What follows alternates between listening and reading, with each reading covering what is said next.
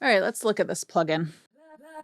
All right, so today's video is another Patreon request. So thank you so much to the Patreon patron that put in this request. The request was to look at the TDR Nova plugin in more detail. So I'm just going to open that up.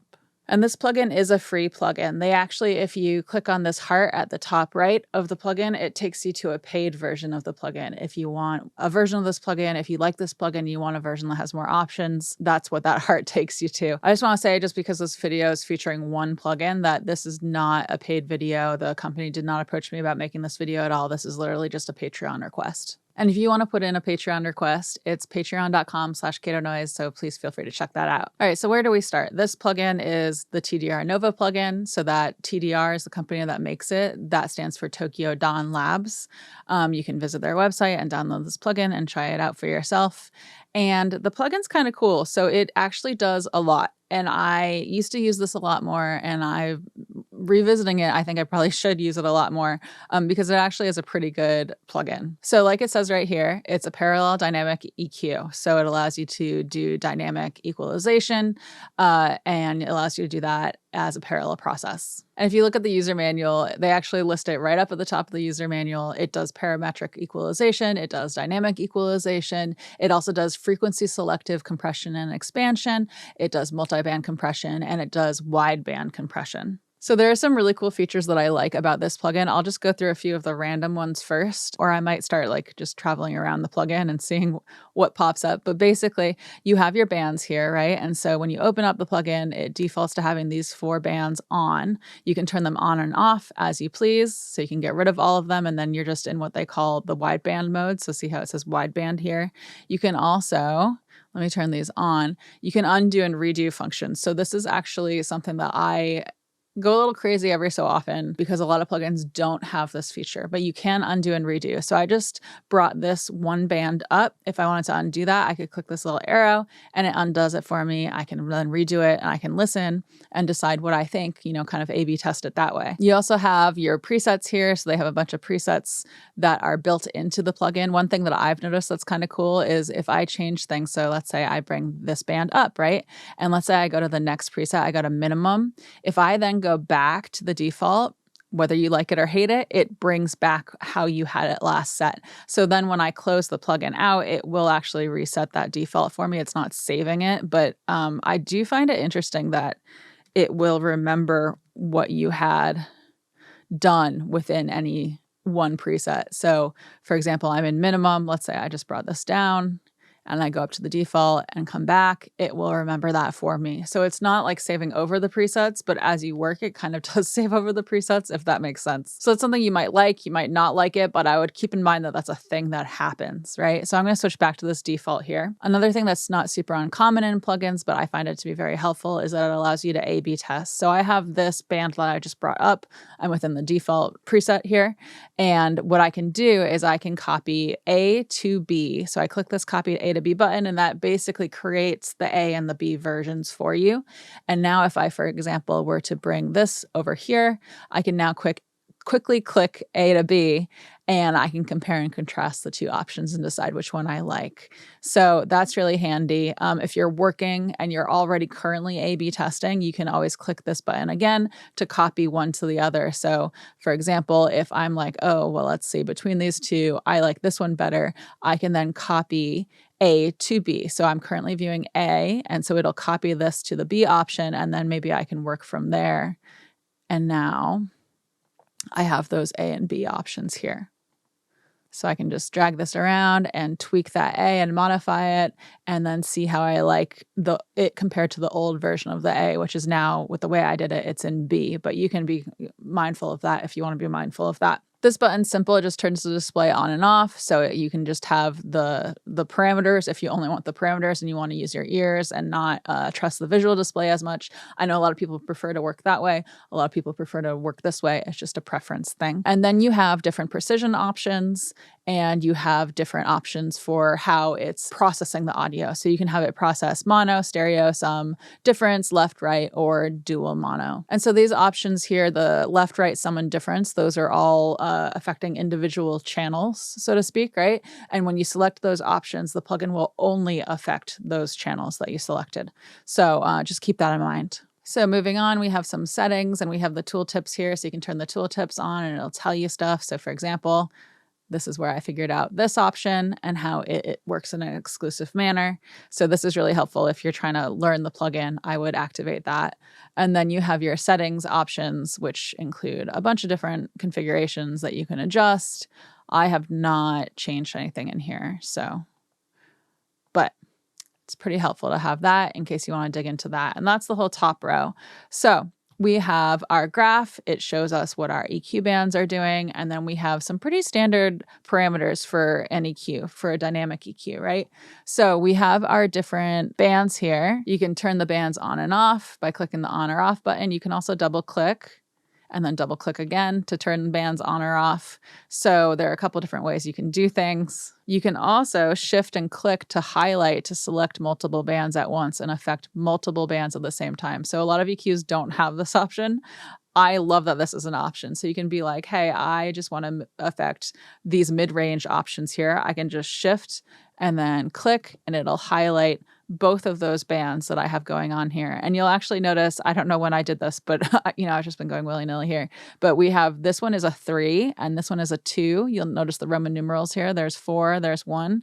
So you'll notice I have 2 and then 3, but over here I have 3 and then 2. So what this does, this button here, order by frequency, it'll swap the numbers on those for you. So now they're controlling the bands that kind of like make sense in my head. So it's from left to right. So that's something that you can do. And that brings us to the fact that you can swap the locations of these bands, which is another thing that a lot of EQs will not do, right? You can move these freely. So because of that, I can take one of the middle bands and I can make it a shelf and I can move it over here, or I can take something was a shelf before and turn it into a normal bell curve, right? And adjust things from there.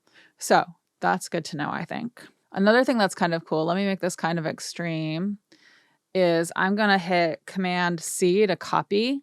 And then I'm going to move this. And then I'm going to do Command V to paste. And it'll paste those settings into place for me. So you can copy and paste within this plugin. That's something I have not seen a lot in plugins. Whether that's rare or not, I'm not entirely sure. But I have not noticed that in a lot of plugins. So love that feature. You can also, just to cover this whole top section here, you can solo a band. So for example, this band here, if I have it selected here, you can see that I have it selected. There's a little like halo around it that tells you it's selected. I can click band solo and I will hear just that frequency band. So if I hit play here, I'm just going to solo the keys because that's what I have this on. So there's not soloed. There's soloed. Bring it down. Let's see what low we have in here. Not very much. So that's kind of cool. That's pretty common in EQs, but it's good to know it's there. It's a nice big button, easy to spot. And then in this bar here, we also have the bypass button, which will bypass the plugin. It's the same as clicking this bypass button up here. A lot of plugins have two different, they have the bypass that's internal to the plugin, and then they have the Pro Tools system bypass. So there is a bypass here. In terms of the coding, it's going to be slightly different for this type of bypass versus that type of bypass, but they tend to function pretty much the same way. So that's there. And then this button here, GR delta. So that's gain reduction delta. Delta stands for like change. If you've ever seen that like delta symbol, it's a triangle, I believe. And that stands for change. So how do I want to demonstrate this? Maybe I'll switch to our minimum view. And what I'm going to do is I'm going to basically use this as a compressor, I think. So I'm going to bring the gain way up. So you'll see how it brought the gain up there. I'm going to hit the threshold button and I'm going to bring that way down. So it's going to be compressing like most of the audio here. And then if I click on this and hit play, you can see whenever it gets above a certain threshold. So right now the threshold is negative 34.3. Whenever it gets above that loudness level, it's reducing the audio, right? It's reducing the audio in level. So when the input decibels gets above negative 34.3, the output decibels will be brought down. And it's brought down at this ratio of 2.0 to 1. So that's how a basic compressor works, right? So if I bring this up, it's going to be steeper about how quickly it brings down, to what degree it brings down the loud stuff. So that has to do with like rise over run, if you're familiar with that from like math class back in the day, right? So when the input goes up by 3.9 decibels, it's going to let it go up by 1 decibel, basically. And then we have the attack and release values, right? And so just like with any other compressor, our attack value is how long, once the audio goes above the threshold, how long it takes for it to get up to full speed. Whereas with the release value, it's once the input audio gets below that threshold, that negative 34.3 decibels in this example, how long it takes for it to cool down and stop compressing. So stop counting the thing as the loud stuff, right? Because with a compressor, all we're usually doing is we're saying, what's the loud stuff?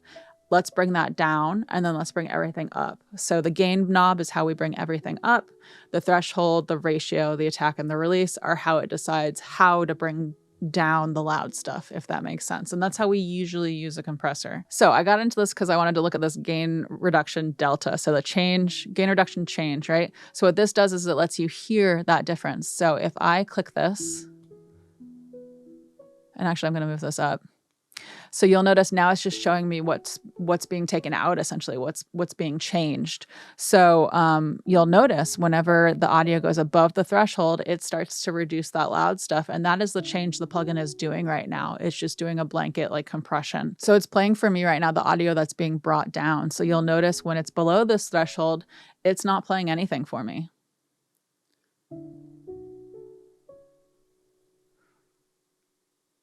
So you can hear that cutoff, right? If I bring this up, you'll hear the cutoff more dramatically. And hear how it's reducing less, so we're hearing less of it. So that's what this does. It lets you hear that difference, hear what the plugin's doing, so to speak. So that's pretty cool. That's this whole band here. The other thing that I think is worth looking at is we have some different visualizer options here. So right now I have this set to off. You'll notice that I can see if I click in, it'll show me what's coming in to the plugin. If I click out, it's going to show me what's going out of the plugin. So see how I've brought the gain up by 7.7. So this looks a lot more full because I'm hearing a louder signal, right? The plugin is increasing the volume of everything by 7.7 decibels, and then it's bringing down some of the loud stuff. So it's a big difference here. See, that's that 7.7 decibel difference really is what it is. And you'll notice with the output that this jumps down when it's reducing that loud stuff.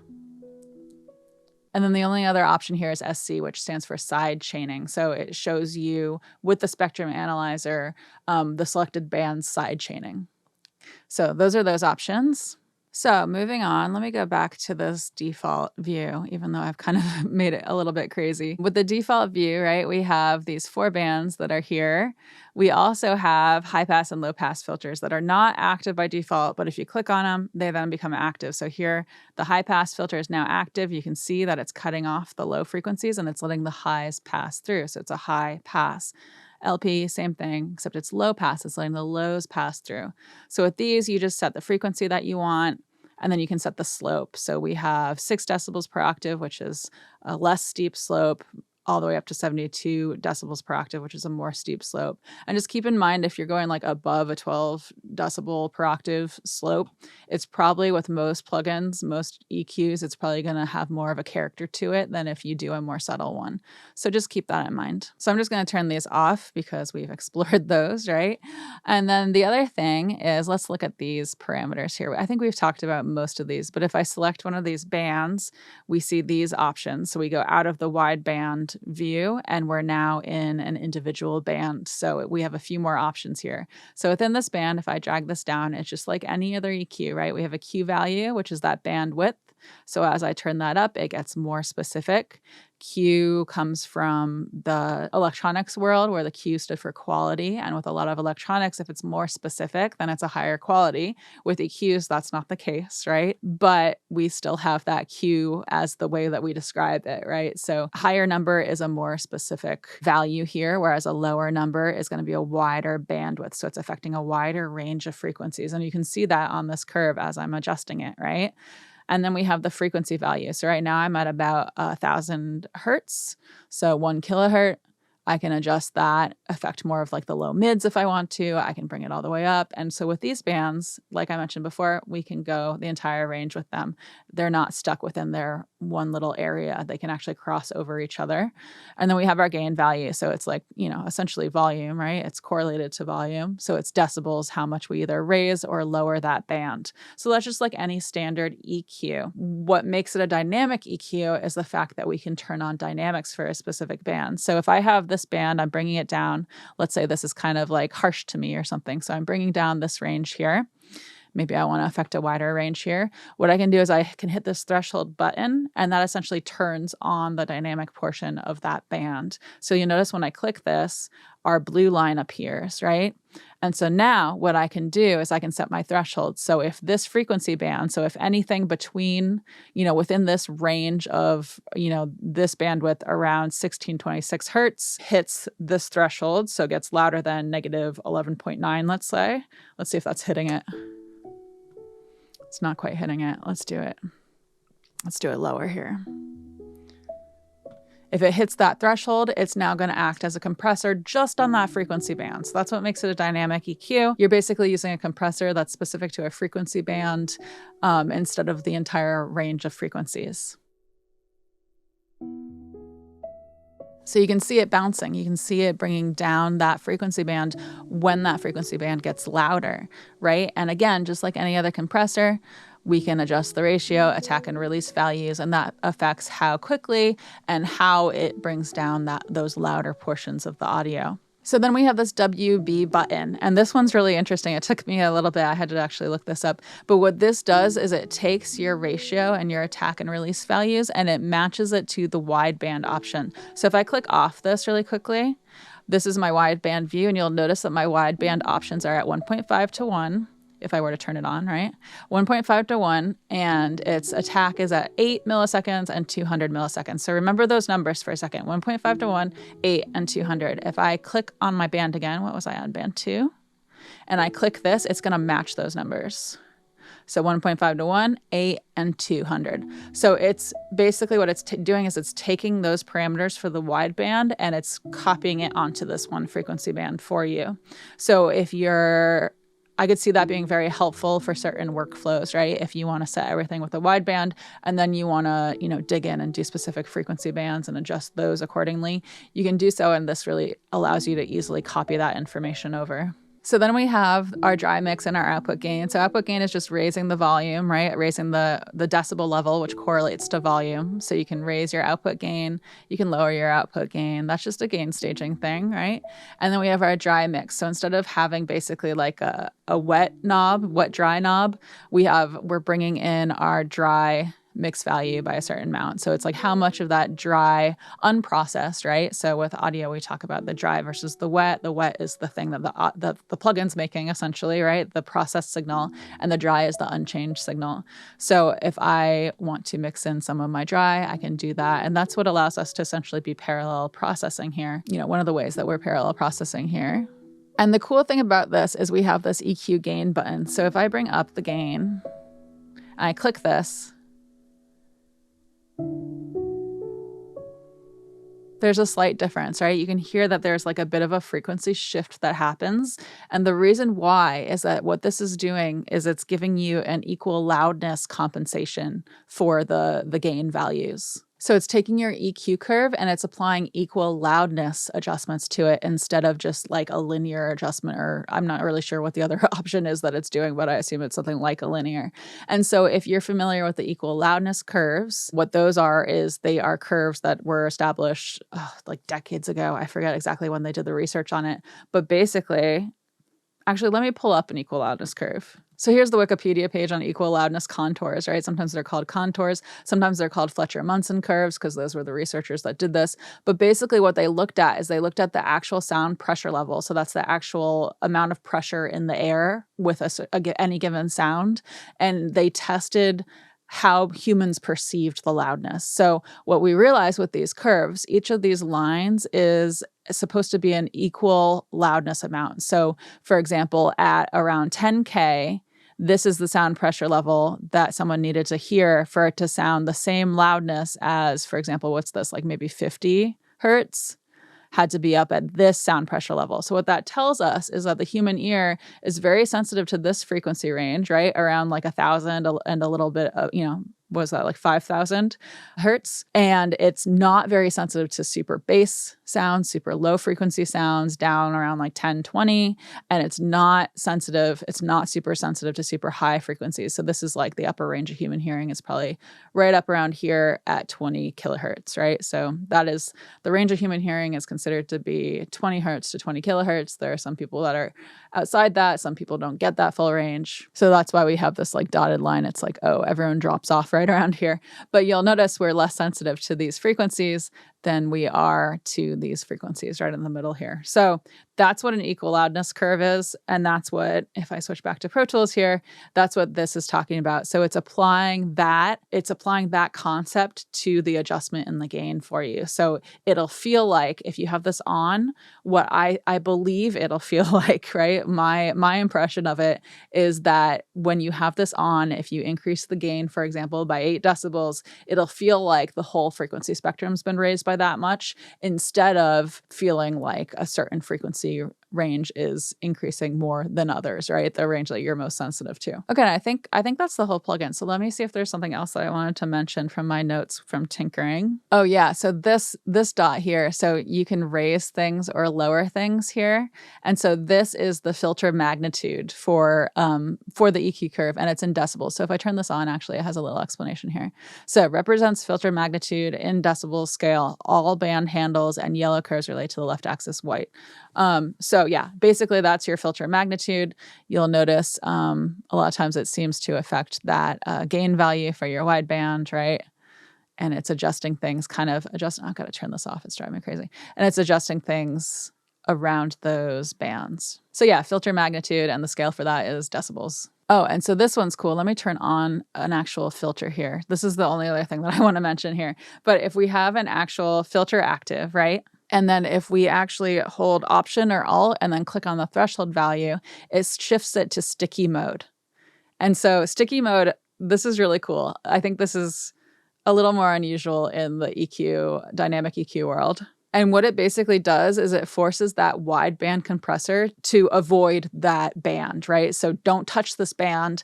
Wideband compressor, work on everything else, but ignore this band for me, please. So if this is currently in sticky mode, let's watch with and without sticky mode. I'm going to hold Option and click on it. See how that's steady? Whereas the movement from the wideband's happening outside of that band. Oh, and I lied. I forget. I'm not going to Option click. Option click doesn't undo it for you. You just click. So now it's normal. It's just a normal EQ band. I turn this on. Now it's a dynamic EQ band, but the threshold's not high, right? I can set my own threshold for it. And then if I Option click, it's ignoring the wideband is going to ignore this one band. So I hope that makes sense. I think that's everything that I wanted to cover in the Nova plugin. Let me know if I missed anything in the comments below. As always, please like, comment, subscribe, hit the notification bell. I'd appreciate all of that stuff. I have a Patreon. It's patreon.com/CatoNoise. If you want to put in a request through the Patreon, please feel free to check that out. We also have a Discord server we're hanging out on. We do Zooms occasionally. We did a bunch during December at least, and I'm going to try to keep doing that going forward. And then I have some additional content on my website for my Patreon patrons. I've done stuff like one of the recent videos that we had with Chimera. I had the actual Pro Tools session for that. I gave to my Patreon patrons on the Patreon website. And I don't know, we're hanging out on the Discord. We have a book club that we're doing on the Discord. That's been a lot of fun for me and for everyone else too, right? But I really enjoy it. And so check that out if you feel so inclined. YouTube doesn't pay anything, really. It's not like it pays nothing. I get like $100 a month from YouTube, from Google for the YouTube. So if you want to help support my channel, I would really appreciate it. It does help keep things going. Yeah, now I'm rambling. So thanks for hanging out. I really appreciate it. Whether you check out the Patreon or not, please comment below and let's nerd out together. And I really appreciate you all. And I hope you're all doing well. And I come out with new videos every Wednesday. And thank you so much for hanging out. Okay. This plugin's cool. I used to use this so much and I just kind of, I don't know. You know, like you have a bunch of plugins, you kind of forget about certain ones after a while and then you rediscover them and you're like, oh, dang, why did I stop using that? That's kind of the moment I had with this plugin. So it's a good one. I think it's a good one. Don't know what to say. I'm going to go drink my coffee and turn on my space heater because it makes a little bit of noise and my fingers are going numb. And I don't know, maybe I'll eat some food. And I hope you're all doing well. Okay, bye.